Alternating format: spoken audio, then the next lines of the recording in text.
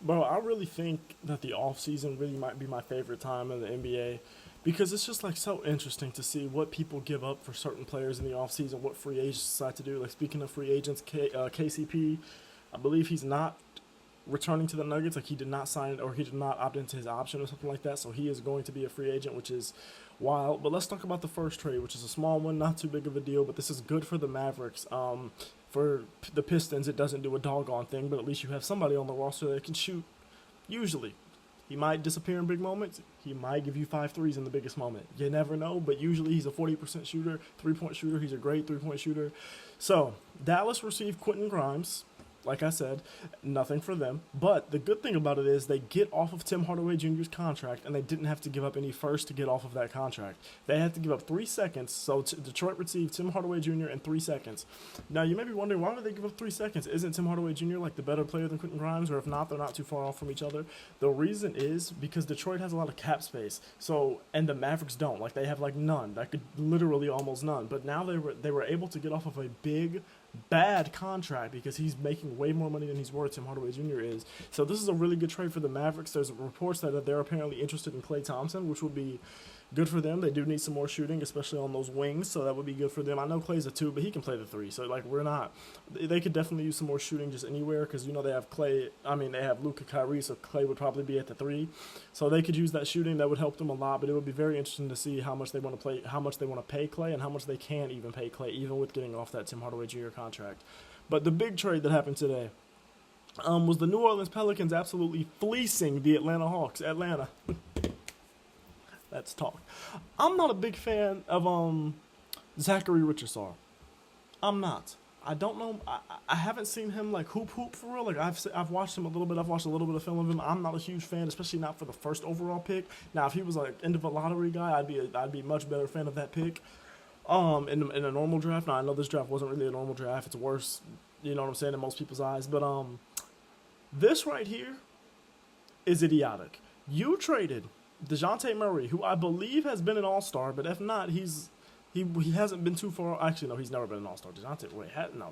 No, I'm tripping. I am tripping. But DeJounte Murray's not a bad basketball player, bro. Like, at all. Like, we all know DeJounte Murray can hoop.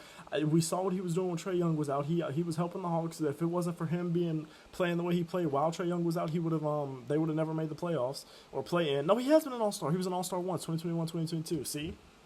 Ball knowledge. Ball knowledge, even though I did forget that Steven Adams was on the Rockets because somebody in the comments did point that out to me, and I am a fool.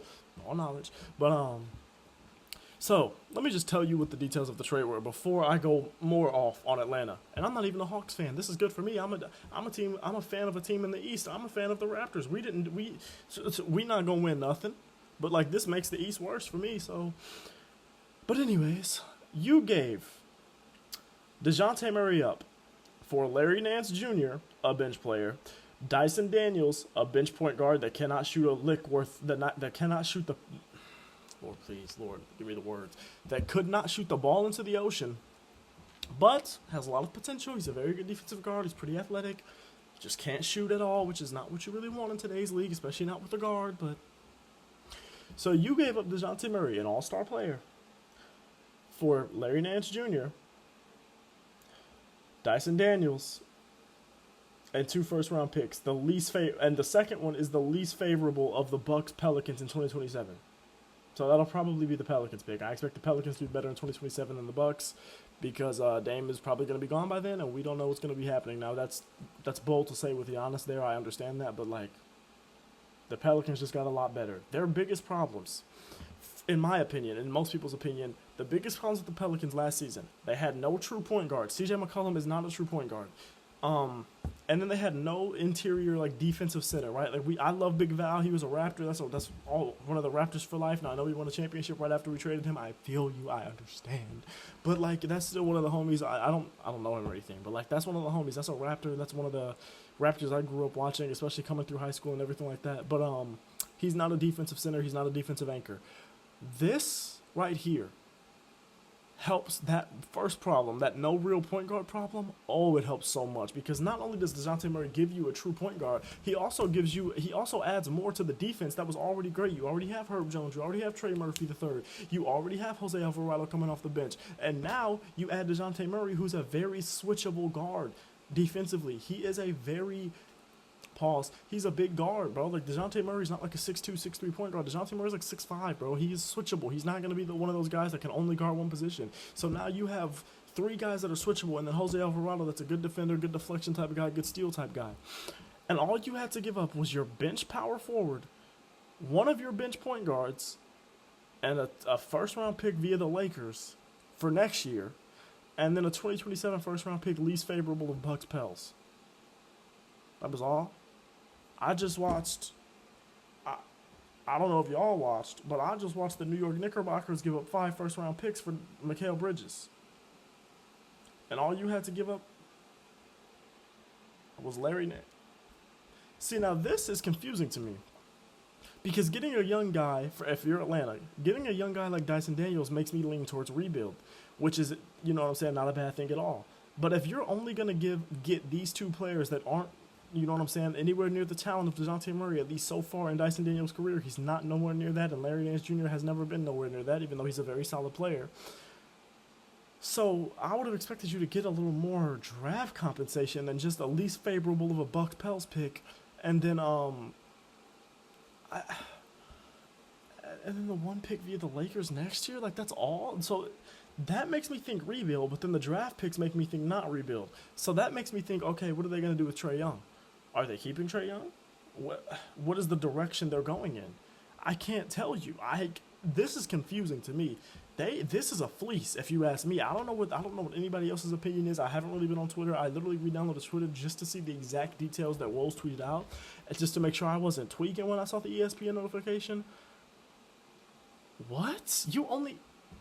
The Pelicans are already a good team. A team that I believe if Zion doesn't get hurt, they would have been a much better team. They would have gave OKC. They would have first of all beat the Lakers in the play-in and been the 7th seed, if you ask me. Zion had a 40-piece. If he doesn't get hurt in the fourth quarter or whatever, I think it was fourth quarter of that game, they win that game, if you ask me, because he was dominating.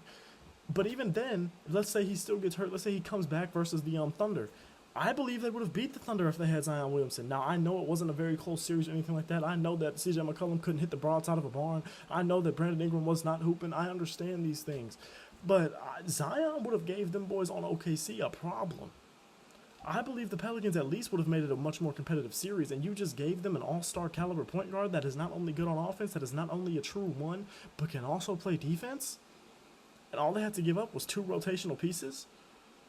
I'm a fan of Dyson Daniels' game. I am. But the lack of three-point shooting is a big problem. That is a big worry. It's not one of those things that you just develop with ease, especially not as a guard in this league, not as a like, because Dyson Daniels is what, like 6'1", 6'2"? I don't think Dyson Daniels is too tall. Let's see. I'll look it up, but I don't think Dyson Daniels is too big. So it's a little difficult for a shorter point guard to just randomly develop. This is a man that averaged 5.8 points, 3.9 rebounds, and 2.7 assists last year. Dyson Daniels is 6'7"? Do I know ball? Dyson Daniels is tall as hell. I thought Dyson Daniels was...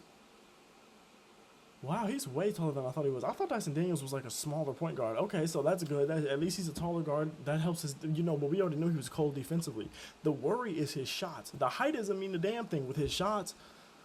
But it's a good thing that he's at least not a small guard, so that way you don't have him and Trae Young with 2. You don't want to have 2 small guards. I'm not saying he's going to start, but I'm saying you just don't want to have 2 small guards in a rotation like that are, you know what I'm saying? Like, you don't want that. So that's good, at least. But you just traded an all-star point guard for a guy that averaged 5 points per game, and then Larry Nance Jr., and you only got 2 bad picks? I mean, that Lakers pick won't be terrible for next year. We still have to see what their offseason is going to look like, but I expect the Lakers to be better this year than they were last year. Now, granted, I did say that last year too.